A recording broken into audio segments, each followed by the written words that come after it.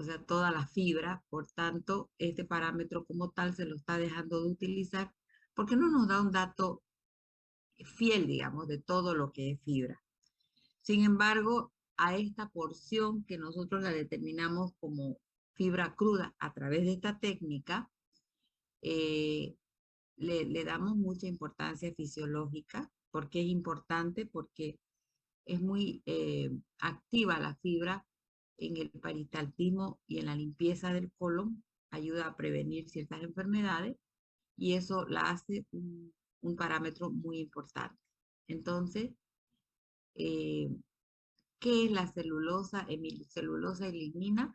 La fibra que nosotros vemos por lo general en los alimentos que tienen eh, integrales, vienen integrales, como por ejemplo en una galleta integral, ustedes ven unas porcioncitas más oscuras, ¿no es cierto?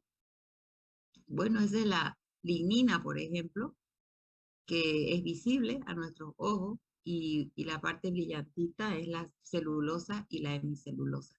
Son muy resistentes tanto a los ácidos como a los álcalis. El parámetro que actualmente se está determinando es el parámetro de ya no como fibra bruta, sino como fibra alimentaria, fibra total o fibra dietética, que utiliza una técnica que ya no es un procedimiento químico, sino es un procedimiento enzimático.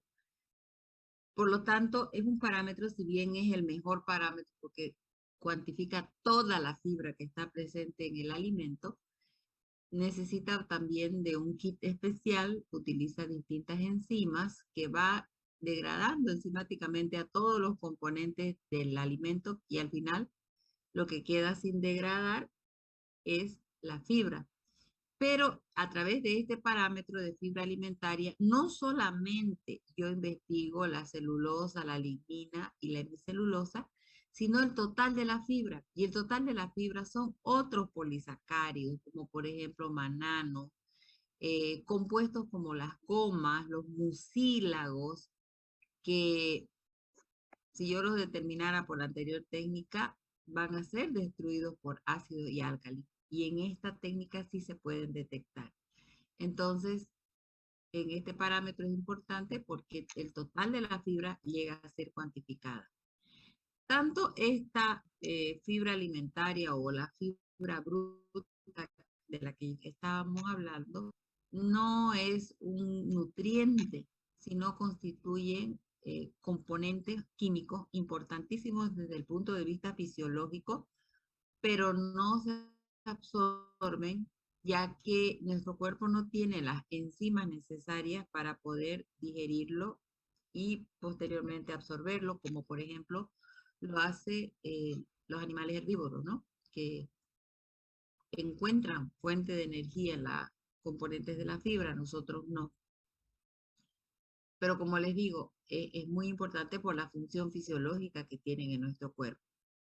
Ahora, la fibra que nosotros consumimos, si bien nosotros no la digerimos, no es que perfectamente igual sale como residuo en las heces fecales, sino que es parcialmente digerida por todos los microorganismos que se encuentran a nivel del colon. Sabemos que nuestro colon está colonizado por una gran cantidad de bacterias, ¿cierto? Que viven como residentes en nuestro cuerpo. Entonces, estas colonias de microorganismos pues empiezan a digerir parcialmente y la transforman en dióxido de carbono, en hidrógeno, en metano, y es por eso que a veces nosotros consumimos gran cantidad de alimentos vegetales y decimos, pucha, nos produce gases, ¿no? Un meteorismo.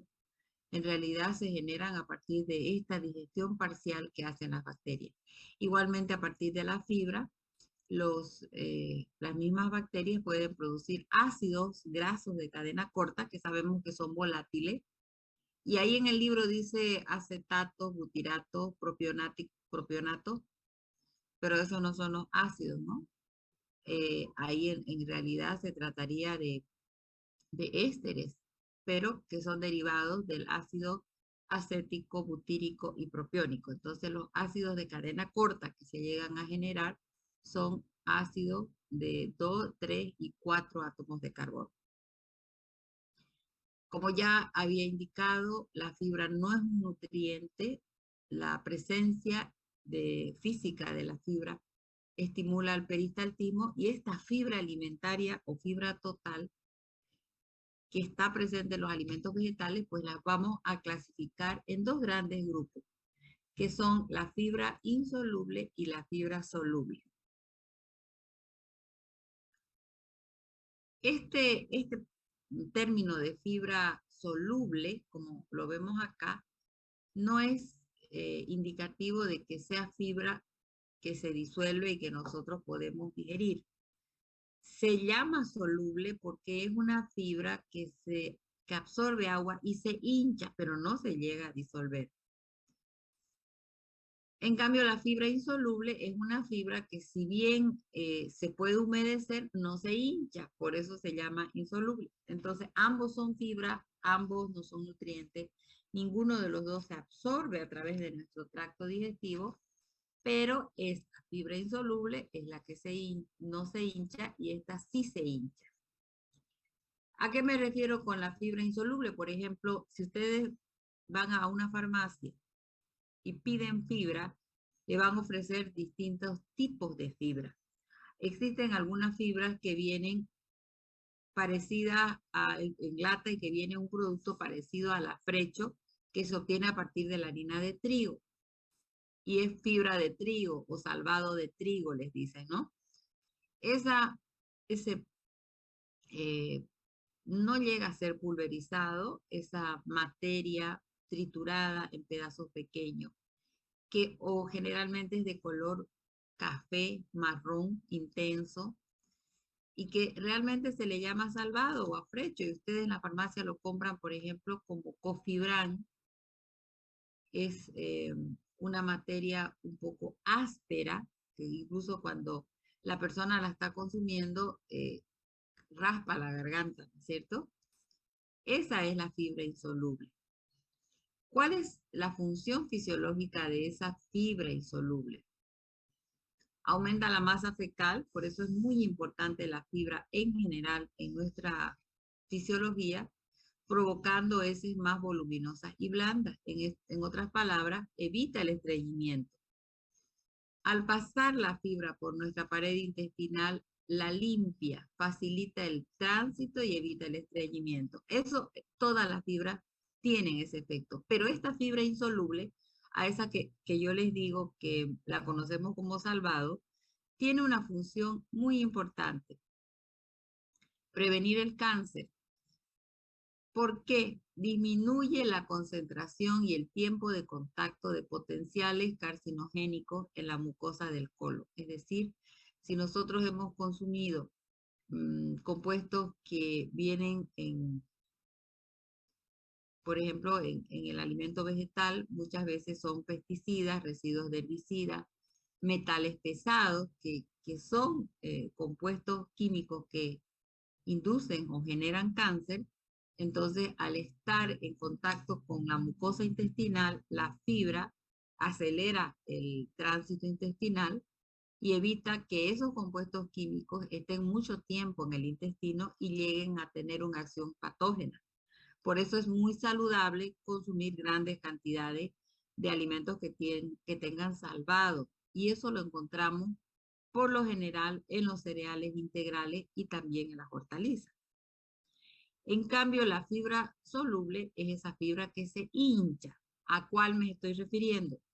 Por ejemplo, cuando ustedes eh, van a, eh, van a hacer un refresco de linaza y hacen remojar la linaza, hay una parte, como una parte mucoide, que se forma en contacto con el agua. Lo mismo ustedes pueden observar en la chía, incluso para tratar el estreñimiento, pues se recomienda que en un vaso de agua se coloquen 2 cucharillas de chía y se deje toda la noche para que la fibra se active y salga, se hinche.